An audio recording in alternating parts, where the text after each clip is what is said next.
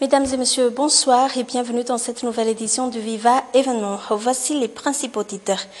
Consommer d'une manière répétée le paracétamol, c'est dangereux. Des études faites par des chercheurs britanniques montrent un taux de mortalité pouvant atteindre jusqu'à 63%. La grande ville toujours en alerte, une dépression s'approche des côtes ouest pour la partie est. La pluie serait encore pour quelques torrentiels. Si pour la capitale, l'alerte inondation et glissement reste toujours en rouge. Non au 4x4 pour les députés. Des citoyens se sont descendus dans la rue ce matin et haussent le ton, une initiative du Wake Up Madagascar. Et à l'étranger, la Libéria guérit peu à peu de l'Ebola. La dernière patiente sort de l'hôpital, guérie ce jour.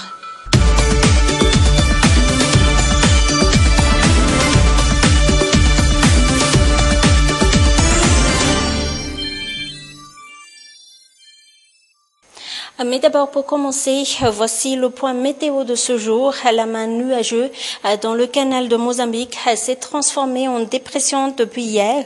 Elle est en train de s'intensifier avec des vents moyens jusqu'à 60 km par heure.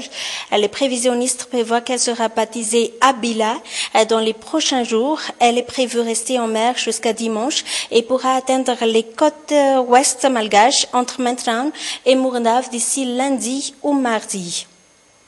Aussi, la grande île reste toujours en alerte cyclone pour la côte ouest, alerte forte pluie pour l'est et alerte inondation ou glissement de terrain pour la capitale. Une vigilance accrue est toujours de mise. L'évacuation pour les zones rouges étant préconisée, comme ce fut le cas du côté de Manzakamiadan, dans le quartier d'Antsaount, visité par nos journalistes Touvra Kutravun et Nzajan Jiansu. Sur les hauteurs de la capitale, nous sommes à Antsaount, un quartier classé zone rouge.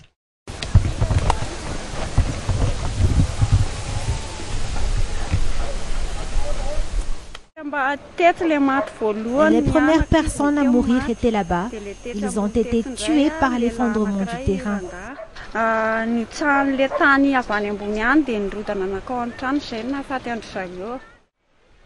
Depuis l'alerte lancée par le BNGRC, la plupart des habitants de ce quartier ont dû quitter cet endroit. Seuls ceux qui doivent encore transporter ces meubles y reviennent.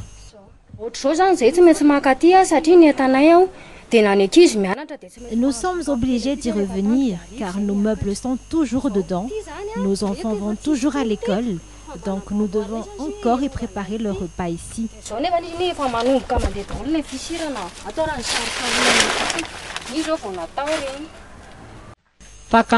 Comme celle de l'Inde, la plupart des maisons d'Antsaount sont aujourd'hui en danger. Regardez, il y a des fissures. NAR commence également à évacuer. Dedans, il y a encore des meubles. Comme vous pouvez le voir, c'est un grand danger. L'éboulement de ce terrain a déjà fait un mort. Le glissement de terrain plane toujours sur Antsaount, un quartier parmi tant d'autres. C'était au tour des sinistrés d'Amboumanaboul de recevoir ce jour l'équipe de l'association Fiti. Comme ce fut le cas des 2 premiers jours, l'équipe de Mial Razwell les ont apporté de bons repas chauds qui a fait la joie des petits écrans. Un reportage d'Harry Seriel sur les images TIF Channel.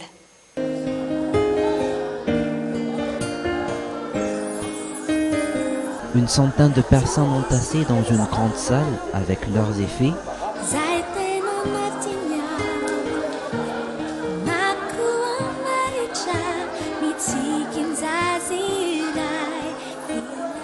Ce sont les sinistrés d'Amboumanaboul et de Massenjai.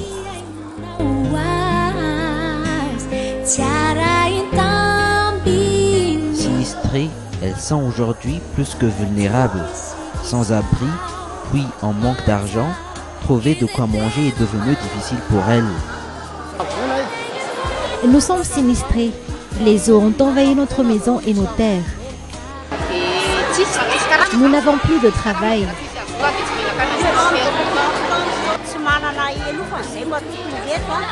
Nous sommes ici car nous n'avons plus de maison.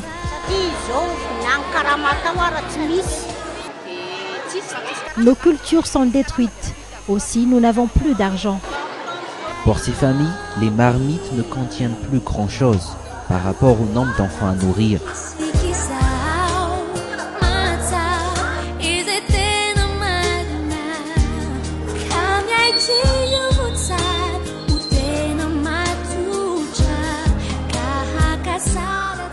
Au chevet des sinistrés depuis quelques jours, l'association Fiti présidée par Mial Radzuel ne les a pas oubliés.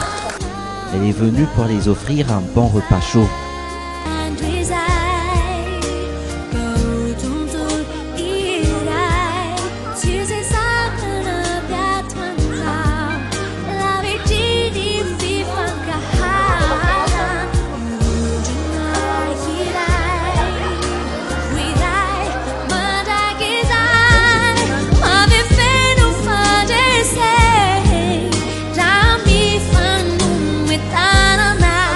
Troisième jour, l'association Fiti continue à sillonner les rues de Tana pour trouver les endroits où sont les sinistrés.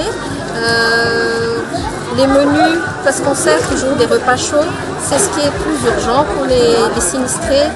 On entend des appels par-ci, par-là, disant qu'ils ont trop faim, ils n'ont pas reçu d'aide depuis plusieurs jours.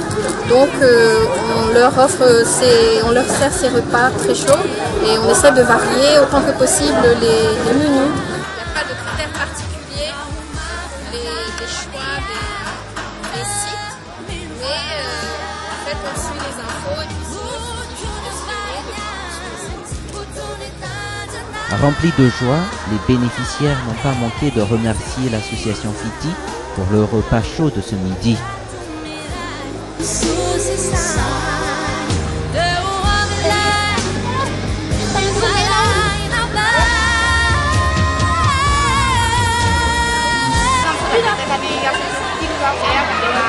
Nous remercions l'association Fiti pour ce repas.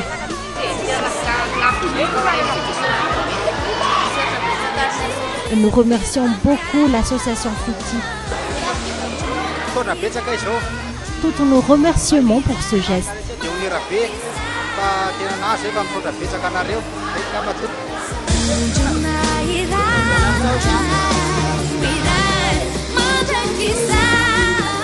Un repas de survie pour beaucoup, la plupart de ces sinistrés de la capitale qui, depuis le début de la saison cyclonique, vivent dans une extrême difficulté.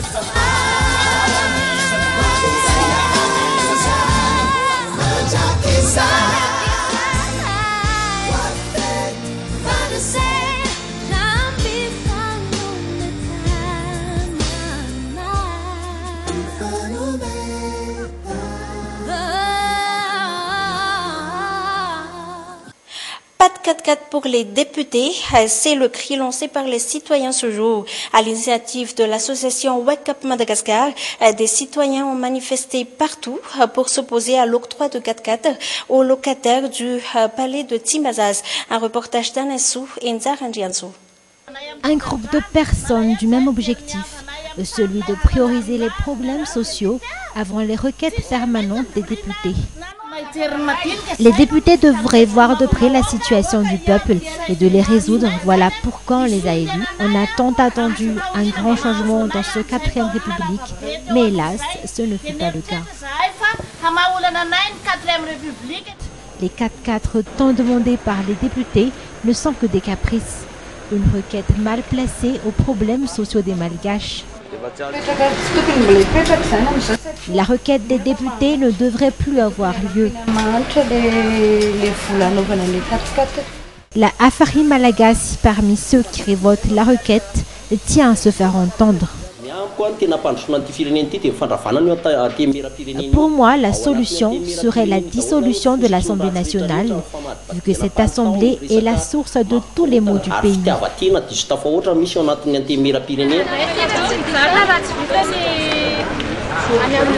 Une journée dite contre la requête de 4x4. Une journée que le Wake Up Madagascar a tenu à démontrer aux yeux de tous la non-conformité de la demande des députés. La population est ici pour évoquer leurs droits, tel l'affichage de son mécontentement face aux requêtes des députés. Le plus important pour Wake Up Madagascar est de faire passer ce message.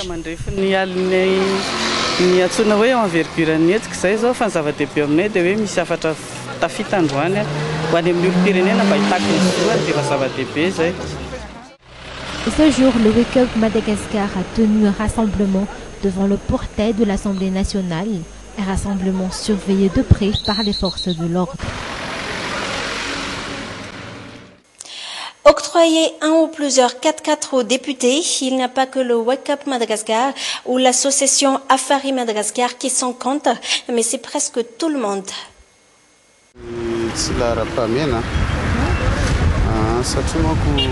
La requête des députés n'est pas plus importante que les problèmes du peuple. Pour moi, le devoir d'un député est d'élaborer une loi.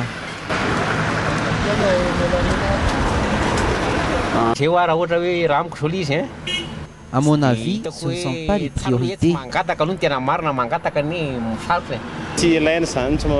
Pour ma part, c'est inutile. Cela n'aide pas pour le développement. Ce n'est pas la priorité. Il ne faut pas donner des 4x4 aux députés.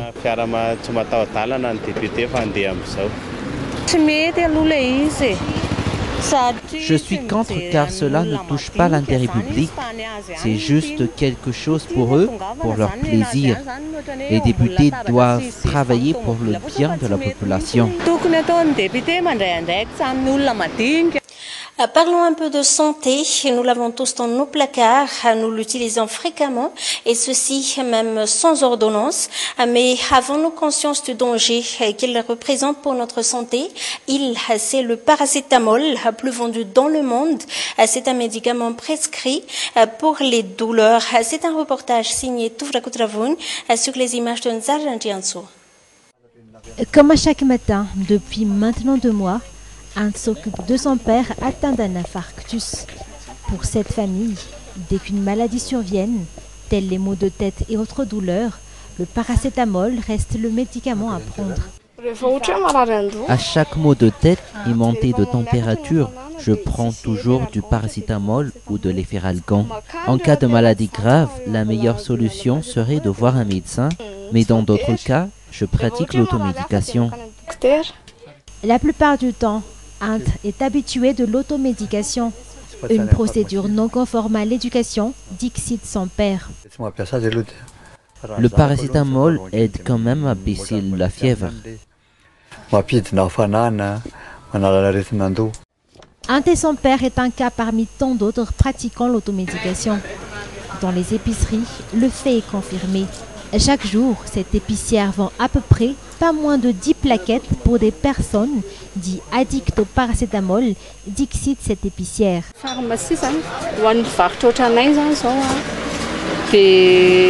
Il est interdit de vendre plus de 10 plaquettes de paracétamol dans les épiceries. La plupart du temps, ce sont les mêmes têtes qui achètent les paracétamol. Et chez les vendeurs légaux, à l'exemple des pharmacies, les paracétamols se vendent par plaquette de 10, avec un prix beaucoup plus cher que ceux vendus dans les petits détaillants. Un fait qui pousse la plupart des gens à s'en procurer aux épiceries. Comment prendre alors ce type de médicament? Quelles sont les précautions à prendre? Nous avons posé la question à une pharmacienne pour vous. On peut prendre du paracétamol à condition de ne pas en prendre plus de 3 grammes, c'est-à-dire plus de 6 comprimés. Notons que le paracétamol est strictement interdit aux personnes atteintes de maladies de foie.